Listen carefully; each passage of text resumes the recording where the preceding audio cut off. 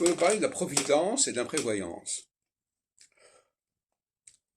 Croire qu'il y a une providence, ça veut dire qu'on est protégé et que rien ne peut nous arriver de grave. Et croire à la providence, c'est aussi quelque part une tentation vers l'imprévoyance. Quelqu'un qui ne se soucie pas des conséquences de ce qu'il fait ou ne fait pas d'ailleurs, parce qu'il pense qu'il y a une providence.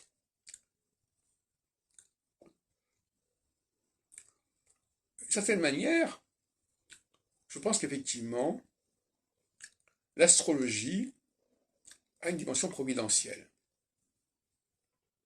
C'est-à-dire que si les gens croyaient plus à l'astrologie, à une certaine astrologie telle que celle que je défends, ils seraient moins préoccupés. Ils se diraient, si les choses se passent comme ça, c'est que c'était prévu comme ça.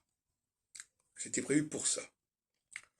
Et on voit bien qu'il y a un manque de croyance en la providence cosmique, céleste. Des gens qui s'offusquent de ceci ou cela. En fin de compte, l'idée c'est, il y a un temps pour chaque chose, c'est l'Ecclésiaste. Il y a un temps pour que les choses aillent dans un sens, il y a un temps pour que les choses aillent dans un autre sens. Eh bien, cette sagesse-là, je ne l'entends pas à la radio, dans les émissions.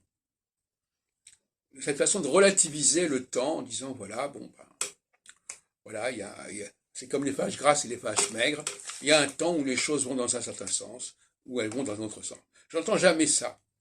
On est dans une sorte de volonté fixiste, on est figé dans une certaine position, on croit que les choses doivent rester de certaine manière, et surtout, on ne sait pas à quel moment elles vont changer ou elles vont revenir, etc. La notion de retour, de cyclicité, elle est complètement absente de notre culture, c'est tout à fait évident.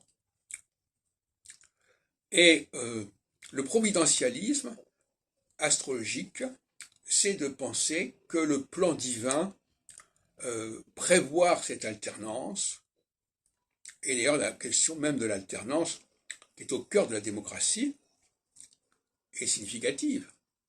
N'oublions pas quand même que c'est dans un monde très religieux que la Constitution des États-Unis s'est mise en place en 1787, et je pense que les gens croyaient à une forme de providence. Ils croyaient qu'il fallait laisser les choses se faire, se dérouler, et que, de toute façon, tout était prévu dans les meilleurs cas. Comme dirait Voltaire, tout est bien dans le meilleur des mondes, mais en fin de compte, quelque part, oui, Pangloss, etc., dans Candide, il y a effectivement, dans l'astrologie, l'idée que les choses se déroulent comme elles doivent se dérouler, et dans un timing qui est le bon.